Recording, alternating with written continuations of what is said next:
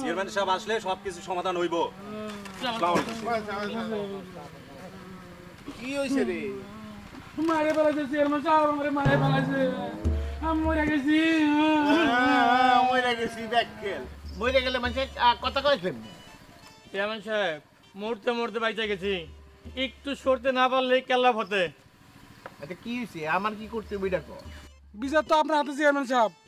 বাড়ির কাছে পাইয়া কবি সর্দারের লোক আমার বাইরে যে চেঁচাইছে চেয়ারম্যান সাহেব, এটা একটা যদি কঠিন বিচার আপনি না করেন তাইলে কইলাম আমি থানায় যেয়ে বিচার দেবো।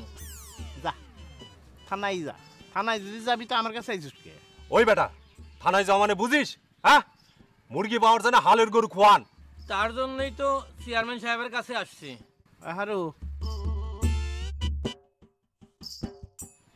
জিনিস আনছিস? জিনিস কি? মাথা ফাটান না কেস 2000। 2000? এত টাকা? থানায় গেলে কত দেওয়া লাগতো এটা হুশ আছে? আচ্ছা ডাক্তারে কত নিছে? 500। আরো